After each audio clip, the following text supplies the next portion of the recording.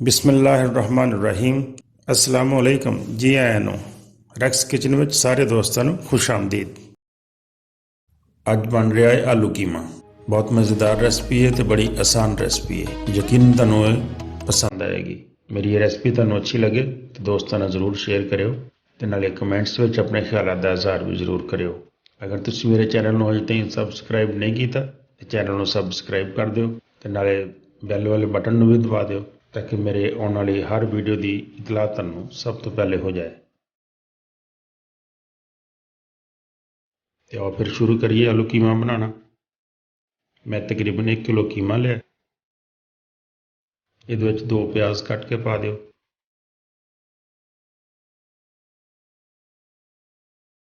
तकरीबन 3 चम्मच अदरक लहसुन का पेस्ट पा लो। 1 चम्मच हल्दी का, 2 चम्मच मिर्चां दे पा लो,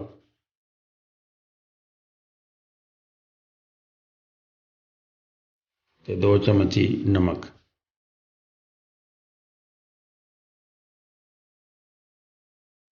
2 टमाटर बारीक कट के पा लो।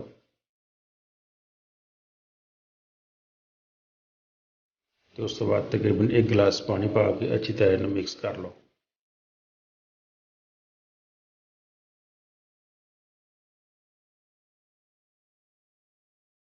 मिक्स करके तो असीं इहनूं ढक्कन दे के पकावांगे। ढक्कन दे के तकरीबन 25-30 मिनट इनू पकाना है ताकि साड़ा कीमा अच्छी तरह गल जाए। आधे घंटे बाद हुण असीं इनू चैक करते हैं।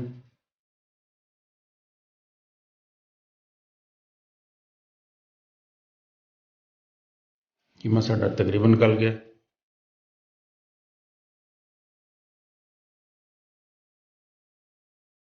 हुण असीं इनू थोड़ी देर होर पकाउने ताकि जिहड़ा इहदे विच पानी है वो खुश्क हो जाए। हम तकरीबन 1 कप आयल का पावांगे। पा के तो इस कीमे नूं होर थोड़ी देर भुनदे हैं।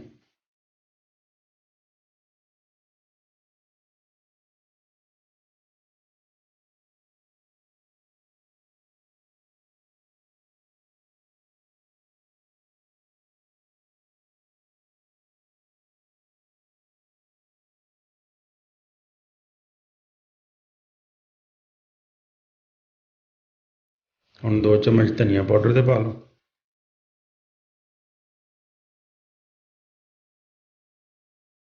1 चम्मच जीरा पाउडर, 1 चम्मच गर्म मसाले का, 1 चम्मच काली मिर्च पा लो। इनू थोड़ी देर हिला के अच्छी तरह भुन लो।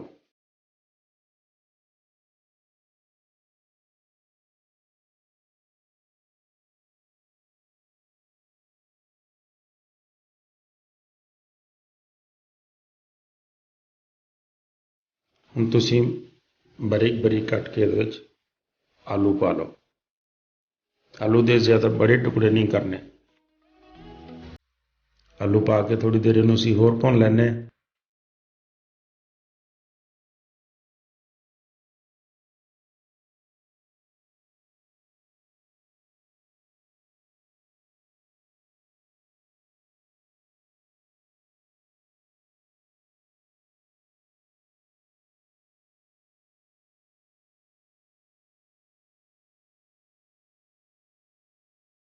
ते हुण असीं इहदे विच 300 ग्राम दही पा लैने।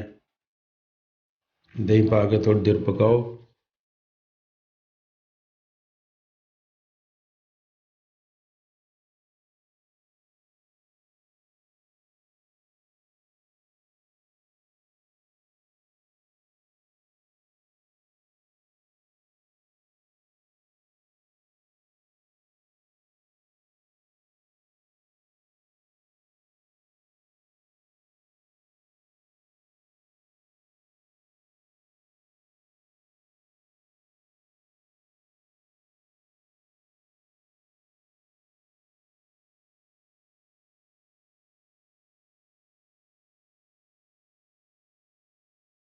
ते अद्धा कप पानी का पा लो।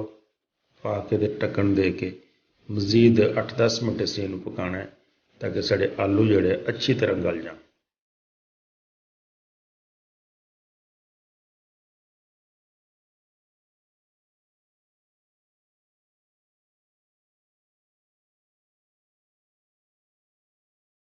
ਸਾਡੇ ਆਲੂ ਤਕਰੀਬਨ ਗਲ ਗਏ। ਹੁਣ ਅਸੀਂ ਇਹਦੇ ਵਿੱਚ 2-3 ਹਰੀਆਂ ਮਿਰਚਾਂ ਕੱਟ ਕੇ ਪਾ ਦਿੰਦੇ ਹਾਂ ਅਤੇ ਨਾਲ 1 ਚਮਚ ਅਸੀਂ ਕਸੂਰੀ ਮੇਥੀ ਦਾ ਪਾਵਾਂਗੇ। ਅੱਛੀ ਤਰ੍ਹਾਂ ਮਿਕਸ ਕਰਕੇ ਥੋੜ੍ਹੀ ਦੇਰ ਹੋਰ ਪਕਾ ਲਓ।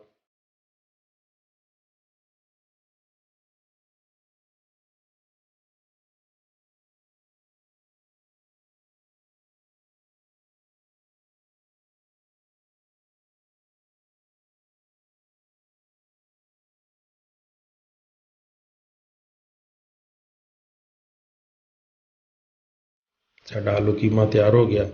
ਹਰਾ ਧਨੀਆ ਗਾਰਨਿਸ਼ ਕਰ ਦਿਓ ਅਤੇ ਆਲੂ ਕੀਮਾ ਖਾਣ ਵਾਸਤੇ ਬਿਲਕੁਲ ਤਿਆਰ।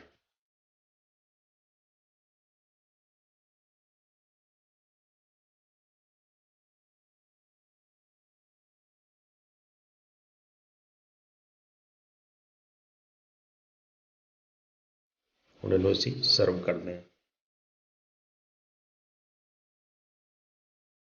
ਯਕੀਨਨ ਮੇਰੀ ਵੀਡੀਓ ਤੁਹਾਨੂੰ ਅੱਛੀ ਲੱਗੀ ਹੋਏਗੀ। ਵੀਡੀਓ ਅੱਛੀ ਲੱਗੇ ਤਾਂ ਦੋਸਤਾਂ ਨਾਲ ਜ਼ਰੂਰ ਸ਼ੇਅਰ ਕਰਿਆ ਕਰੋ। ਦੋਸਤਾਂ ਦਾ ਵੀ ਫਾਇਦਾ ਹੋਏਗਾ ਅਤੇ ਮੇਰਾ ਵੀ ਫਾਇਦਾ ਹੋਏਗਾ। ਬਹੁਤ ਸ਼ੁਕਰੀਆ। अस्सलाम वालेकुम।